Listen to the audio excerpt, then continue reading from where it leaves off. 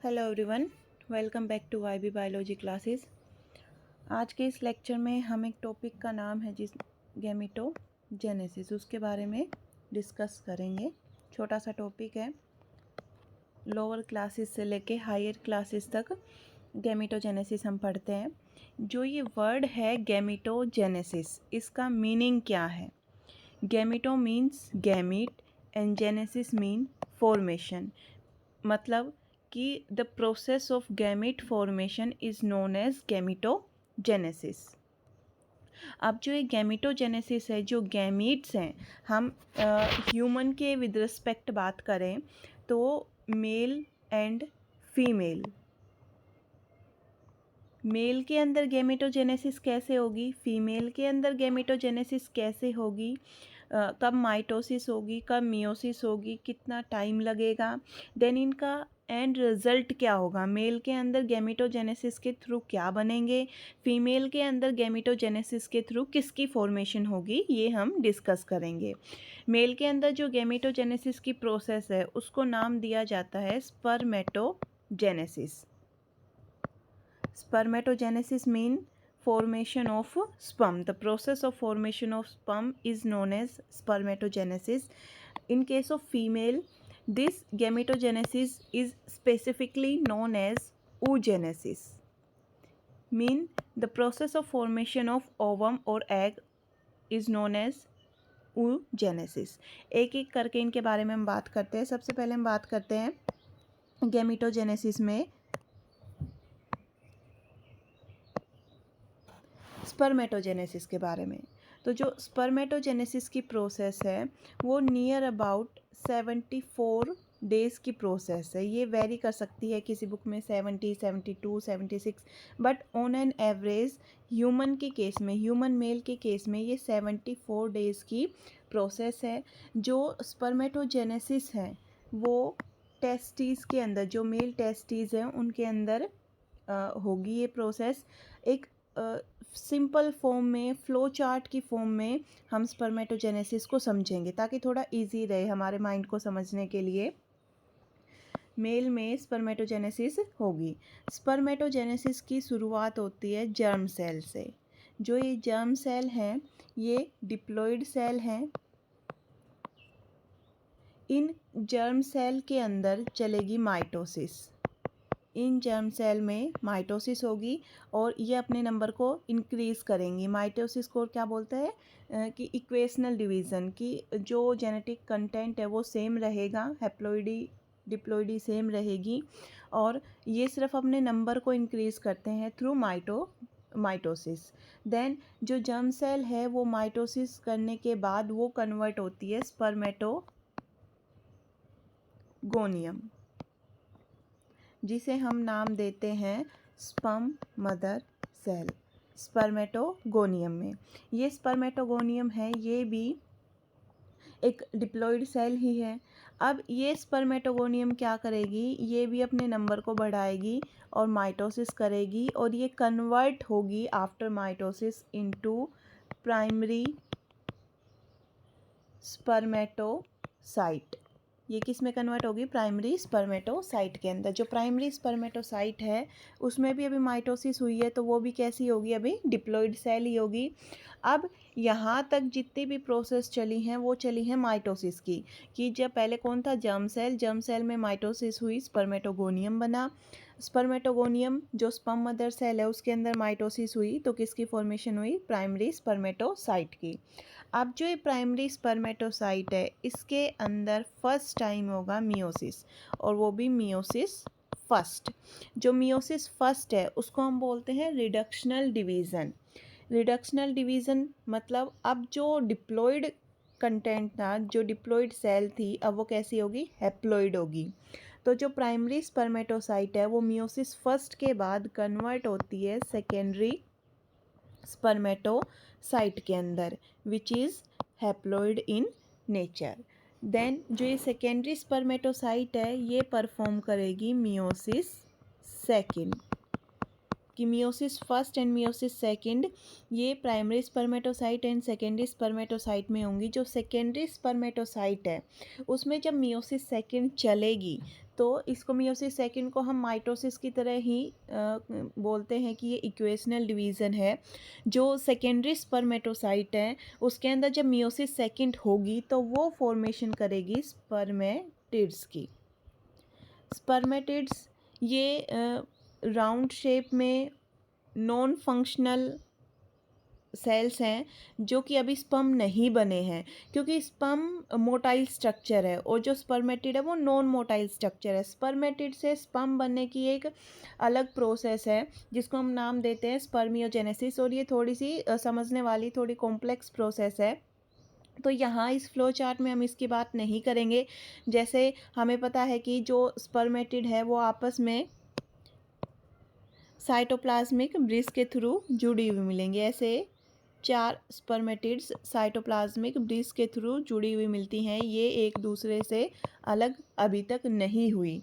जो स्पर्मेटिड है वो जब मैच्योर होगा तो वो कन्वर्ट होगा स्पर्म में। जो टिपिकल स्पर्म का हम स्ट्रक्चर देखते हैं इस तरीके का कि यहाँ पर एक्रोसोम है, ये अंदर ब्लोट इलोंगेटेड न्यूक्लियस है, यहाँ पर मिडल पीस है और ये टेल है। तो जो ये स्पर्म का स्ट्रक्चर है ये इन्हीं स्पर्मेटिड से कन्वर्ट होके आया है, और जो ये प्रोसेस है कन्वर्जन है स्पर्मेटिड का मैच्योर फंक्शनल मोटाइल स्पर्म में कन्वर्ट होना, इसको नाम दिया जाता है स्पर्मियोजेनेसिस। इसको नाम दिया जाता है स्पर्मियोजेनेसिस। तो ये स्पर्मियोजेनेसिस अलग है, स्पर्मेटोजेनेसिस अलग है। स्पर्मेटोजेनेसिस के अंदर स्पर्मियोजेनेसिस आता है। स्पर्मियोजेनेसिस एक पार्ट है स्पर्मेटोजेनेसिस का, पूरी प्रोसेस के अंदर एक लास्ट पार्ट है। फिर जो ये स्पर्मेटिड्स है ये नॉन फंक्शनल है, इनको फंक्शनल बनाने के लिए स्पर्मियोजेनेसिस करना ज़रूरी है। और यहाँ पर जो स्पर्म है वो 4 स्पर्म सेल बनती हैं। इस तरीके से ऐसे 4 स्पर्म सेल्स बनेंगी, और ये कैसी होंगी नेचर में, हैप्लॉइड इन नेचर। तो अभी तक जो हमने प्रोसेस की बात की है वो पूरी स्पर्मेटोजेनेसिस की प्रोसेस है, सिंपल फॉर्म में जो आराम से हमें याद हो सके। जैसे कि जर्म सेल थी सबसे पहले, उसमें माइटोसिस हुआ, माइटोसिस होने के बाद स्पर्मेटोगोनियम की फॉर्मेशन हुई, स्पर्मेटोगोनियम के बाद उसमें फर्दर माइटोसिस होके प्राइमरी स्पर्मेटोसाइट की फॉर्मेशन हुई, देन मियोसिस फर्स्ट होके सेकेंडरी स्पर्मेटोसाइट की फॉर्मेशन हुई, देन मियोसिस सेकंड के थ्रू स्पर्मेटिड्स बने, और फाइनली स्पर्मियोजेनेसिस के प्रोसेस के थ्रू स्पर्म की फॉर्मेशन हुई। अब हम बात करते हैं oogenesis की। ये इतनी तो बात हुई मेल के अंदर। अब हम बात करते हैं फीमेल के अंदर oogenesis की। oogenesis को बोला जाता है कि ये हाईली एक वेस्टफुल प्रोसेस है, waste of time, waste of cells, क्योंकि oogenesis के अंदर मिलियंस ऑफ सेल बनेंगी, बट पूरी जो लाइफ साइकिल है, जो पूरी लाइफ है फीमेल की, उसके अंदर 400 to 500 सेल्स ही काम आती हैं।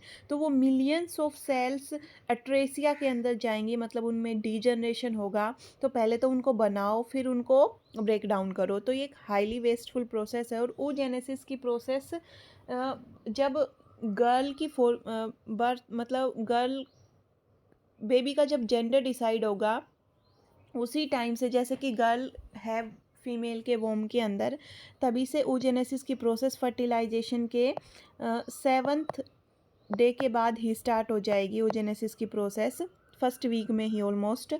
तो जो oogenesis है वो फीमेल के मीनोपोज तक चलती रहेगी, कि सेकेंडरी oocyte से जब रिलीज़ होगा, सेकेंडरी oocyte ओव्यूलेशन के थ्रू बाद में स्पर्म आएगा, तब एग की फॉर्मेशन होगी। तो ये एक लाइफ लॉन्ग प्रोसेस है। दूसरी, अगर इसके बारे में हम बात करें कि इसके स्टेप्स क्या क्या होंगे, तो वो ही जैसे हमने स्पर्मेटोजेनेसिस पढ़ी है वैसे ही oogenesis in case of female को हम ऐसे सीरीज़ में पढ़ेंगे फ्लो चार्ट की फॉर्म में। तो शुरुआत होगी, जैसे वहाँ पर शुरुआत हुई थी किससे, जर्म सेल से, यहाँ पर शुरुआत होती है oogoनियम से। वहाँ जर्म सेल से माइटोसिस होगी, उससे oogoनियम बनेगी। जैसे स्पर्मेटोगोनियम बनी थी स्पर्म मदर सेल, वैसे ही एग मदर सेल oogoनियम बनेगी from germ cell which is diploid in nature. इस oogoनियम में मियोसिस फर्स्ट होगी।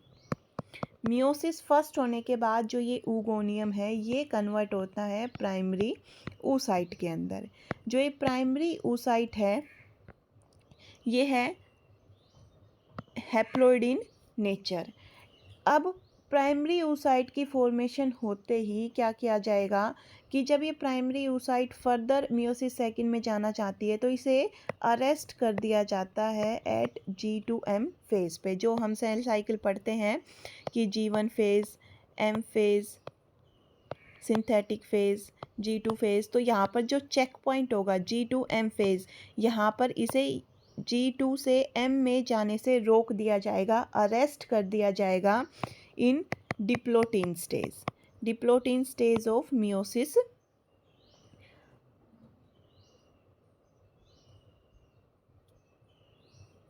जो मियोसिस फर्स्ट है उसी के अंदर हम पढ़ते हैं प्रोफेज फर्स्ट। उस प्रोफेज फर्स्ट के अंदर ये 5 फेज आते हैं, leptotene, zygotene, pachytene, diakinesis and this is diakinesis and diplotene. इस डिप्लोटीन स्टेज के अंदर इस प्राइमरी oocyte को अरेस्ट कर दिया जाता है जब तक प्यूबर्टी नहीं आती तब तक।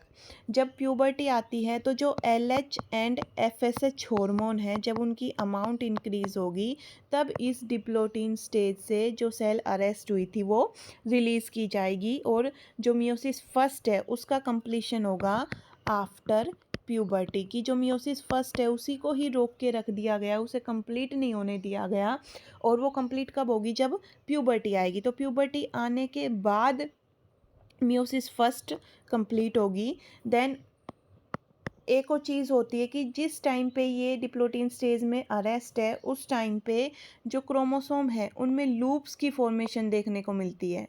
तो जो लूप्स की फॉर्मेशन की वजह से लैम्ब्रस टाइप का स्ट्रक्चर यहाँ देखने को मिलेगा। अब मियोसिस फर्स्ट जैसे ही कंप्लीट हुई तो जो प्राइमरी स्पर्मेटोसाइट है उससे 2 सेल बनेंगी, एक छोटी एक बड़ी। अनइक्वल साइटोप्लाज्मिक डिवीज़न होगा और इक्वल न्यूक्लियस डिवीज़न होगा। अनइक्वल साइटोप्लाज्मिक डिवीज़न ये स्पिंडल असेंबली की वजह से होता है। इससे बनेगी फर्स्ट पोलर बॉडी और जो दूसरी सेल है उसका नाम है सेकेंडरी oocyte। ये जो सेकेंडरी oocyte है फर्स्ट पोलर बॉडी है ये है हैप्लॉइड इन नेचर। अब जो फर्स्ट पोलर बॉडी है उसका डीजनरेशन हो जाएगा। फर्दर जो सेकेंडरी oocyte है वो आगे डिवीज़न में प्रोग्रेस करेगी। जो ये अनइक्वल साइटोप्लाज्मिक डिवीज़न है इसका रीज़न होता है कि जो मोस्ट ऑफ साइटोप्लाज्म है, जो मोस्ट ऑफ न्यूट्रिटिव मटेरियल है वो oocyte के अंदर रहे ताकि जो डेवलपिंग फेज़ है उसमें वो काम आ सके। अब जो ये सेकेंडरी oocyte है इसके अंदर होगी मियोसिस सेकंड। जो ये मियोसिस सेकंड है ये कंप्लीट नहीं हो पाएगी और ये अरेस्ट होगी at metaphase of meiosis second. Meiosis second के मेटाफेज पे सेकेंडरी oocyte अरेस्ट हो जाएगी और ये तब तक अरेस्ट रहेगी जब तक स्पर्म नहीं आता। स्पर्म का इंटरेक्शन जब इस सेकेंडरी oocyte से होगा उस टाइम पे ये मेटाफेजिक जो फेज़ है मेटाफेज सेकंड है ये कंप्लीट होगा। और इसके कंप्लीट होने के बाद जैसे कि ये सेकेंडरी oocyte से स्पर्म का इंटरेक्शन हुआ तब ये सेकेंडरी oocyte एग में कन्वर्ट होगी और इसके साथ में रिलीज़ की जाएगी सेकेंडरी पोलर बॉडी। और जहाँ से सेकेंडरी पोलर बॉडी रिलीज़ होती है उस पोल को नाम दिया जाता है एनिमल पोल और उसके अपोजिट जो पोल होगा उसको नाम दिया जाएगा वेजिटल पोल। अब ये सेकेंडरी पोलर बॉडी भी फर्दर डिजनरेट हो जाएंगी। जो फर्टिलाइज्ड एग है ये फर्टिलाइज्ड एग इसके अंदर अभी स्पर्म का न्यूक्लियस है और ओवम का न्यूक्लियस है, ये आपस में फ्यूज़ करेंगे। फ्यूज़ करने के बाद जो स्ट्रक्चर बनता है उसको हम बोलते हैं जाइगोट। तो ये पूरी प्रोसेस है स्पर्मेटोजेनेसिस एंड oogenesis की। अगर कोई आपसे पूछे कि अगर हमें 100 स्पर्म बनाने हैं तो कितनी मियोसिस करनी पड़ेगी, उसे डिवाइड बाय 4 कर दो, 25 टाइम्स मियोसिस। अगर हमें 100 एग्स बनाने हैं तो उसमें हमें 100 टाइम्स ही मियोसिस करनी पड़ेगी, क्योंकि स्पर्मेटोजेनेसिस में हमने देखा था कि 4 स्पर्म की फॉर्मेशन हो रही थी एक स्पर्मेटोगोनियम से, बट यहाँ पर oogenesis में हमने देखा कि एक oogoनियम से सिर्फ एक ही एग की फॉर्मेशन हुई है। आई थिंक आपको ये कंसेप्ट समझ में आया होगा। Thank you for watching my channel.